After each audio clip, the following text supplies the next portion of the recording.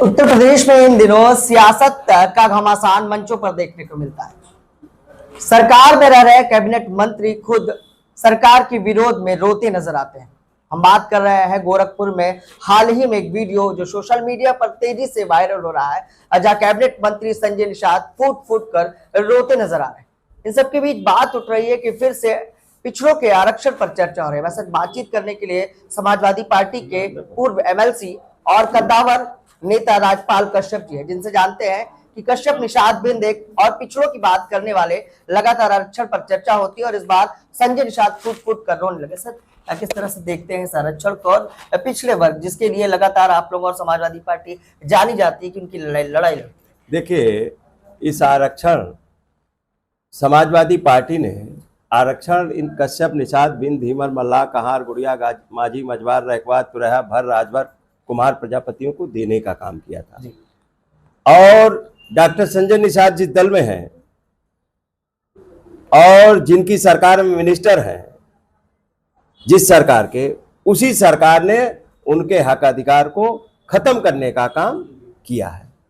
तो उन्होंने पहला पाप तो ये किया कि माननीय अखिलेश यादव जी ने और समाजवादी पार्टी ने उनके बेटे, उनके घर में प्रधान भी नहीं था, तो समाजवादी पार्टी ने अपना खून पसीना बहा के हमारे जैसे लोग एक एक महीने और एमएलसी पार्टी के नेताओं को लगा के पूरी पार्टी को लगा के उनको जितवाने का काम किया, उनके बेटे को सांसद बनवाने का काम किया। और उस बार बाई इलेक्शन हुए थे सांसद के, उसमें डिप्टी सीएम जो मौर्य जी हैं वो भी हारे थे। फूलपुर में भी हमारी जीती थी, गोरखपुर में भी जीती थी, कैराना भी जीती थी। और जिस तरीके से डॉक्टर संजय निषाद ने समाज को गुमराह करके बीजेपी में ले गए और बीजेपी में ले जाके जो समाज के हक अधिकार है उनको खत्म करवाया, और ये पाप तो उन्होंने किया है। और ये पाप किया है तो अभी तो समाज रो रहा था बीजेपी की हुकूमत में, अब उनके ऊपर भी आ गया नंबर तो उनको भी रोना पड़ रहा। और बीजेपी ऐसा कोई सगा नहीं जिसको बीजेपी ने ठगा नहीं, तो इसलिए वो प्रायश्चित करें। और अब निषाद न डॉक्टर संजय निषाद के झांसे में है न बीजेपी के झांसे में है। अब निषाद समाज, कश्यप निषाद बिंद प्रजापति, पिछड़ी पीडीए, पिछड़े दलित आदिवासी अल्पसंख्यक, और जो बीजेपी अपना कोर वोट बताती थी, अब जो पीड़ित दुखी अगड़े हैं वो भी सब समाजवादी पार्टी और माननीय अखिलेश यादव जी के साथ में खड़े हैं। अब वो चाहे रोएं और चाहे गाएं और चाहे ड्रामा करें और चाहे करें नौटंकी, हाँ, बीजेपी की भी कोई ड्रामेबाजी नहीं चलने वाली है और डॉक्टर संजय निषाद की भी कोई ड्रामेबाजी चलने वाली नहीं है। अगर वो वास्तव में निषाद समाज के आरक्षण के, जब चुनाव आता तभी क्यों याद आता इनको? जब चुनाव आया 22 में तो उन्होंने रैली बुलाई यहां लखनऊ में, समाज के लोगों से कहा कि आरक्षण मिलेगा, सबको बुला लिया, कहा अमित शाह जी आ रहे हैं, गृह मंत्री घोषणा करेंगे, और सब समाज को, भीड़ को इकट्ठा करने के लिए कहा आरक्षण मिलेगा, बुला लिया। बुलाने के बाद वहां कोई घोषणा नहीं हुई। फिर कहा वो पत्र लिख दिया गया है। वो तो कह रहे मछुआ समाज के लिए उन्होंने बड़े बड़े काम किया, मछुआ आवाज देने का काम किया सर। हाँ, बड़े बड़े काम किए, ये बात सही कह रहे। बड़ा काम ये किया कि महर्षि कश्यप महाराजा निषाद राज जिनकी आरती उतरवा के चंदा लेते हैं, हाँ, उनकी जयंती, उनके महापुरुषों को मतलब अपमानित करवा दिया, बीजेपी ने अपमानित कर दिया, छुट्टी अवकाश कैंसिल कर दिया, और मछुआ आवास जो 3,05,000 का माननीय अखिलेश यादव जी देते थे वो योजना खत्म कर दी 3,05,000 की। अब वो 1 लाख कुछ रुपए का मिल रहा है जी। ये किया। और मत्स्य पालन में अब नीलामी हो रही है, नीलामी हो रही, बड़े बड़े ठेकेदार माफिया लोग ले रहे हैं। अच्छा डॉक्टर साहब, आप भी मत्स्य विभाग में रहे हैं, देखा है आपने कार्यकाल, क्या परिवर्तन बड़ा देखा जो कहीं ना कहीं आप चाहते थे कि मौके पर आप सुधार कर पाए, नहीं कर पाए, अब हो जाना चाहिए था? देखिए, समाजवादी पार्टी ने विजन डॉक्यूमेंट बनाया था और उस विजन डॉक्यूमेंट में फिशरीज पे बहुत काम किया था। ये फिश पार्लर वगैरह चलाए थे कि क्वालिटी की मछली, और गरीबों को फिश पार्लर दिए थे जिसमें सब्सिडी हुआ करती थी, ठेले पे सब्सिडी हुआ करती, रंगीन मछलियों के लिए प्रोडक्शन कराया और बड़ी दुकान ताज के सामने दी थी। एक फिश पार्लर बहुत बड़ा ताज के सामने दिया था। एक ये 10-90 चौराहे पे रंगीन मछलियों का उत्पादन किया था, उसकी भी दुकान है, एक्वेरियम वगैरह की सारी चीजों की, और बंदे डैम इन पे सब पे वो किया था और बड़ी सब्सिडी मिलती थी। और ये अगर निषाद समाज को, कश्यप निषाद समाज को पट्टे मिल रहे हैं, ये माननीय मुलायम सिंह यादव जी की देन है कि कश्यप निषाद, बिंद, मल्ला, कहार, गुड़िया, माझी, मझवार को अगर कोई तालाब का पट्टा गांव में होगा तो पहले इसी समाज को हक है और दिया जाएगा, ये कानून है। लेकिन आज तो नीलामी हो रही, बड़े बड़े लोग ले रहे हैं।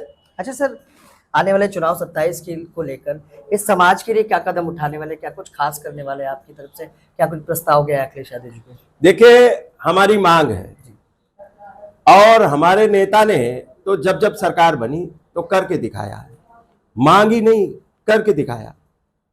मैंने योजनाएं गिना दी, आरक्षण गिना दिया और 7.5% आरक्षण 87 योजनाओं में दिया था माननीय अखिलेश यादव जी ने इन 17 जातियों को।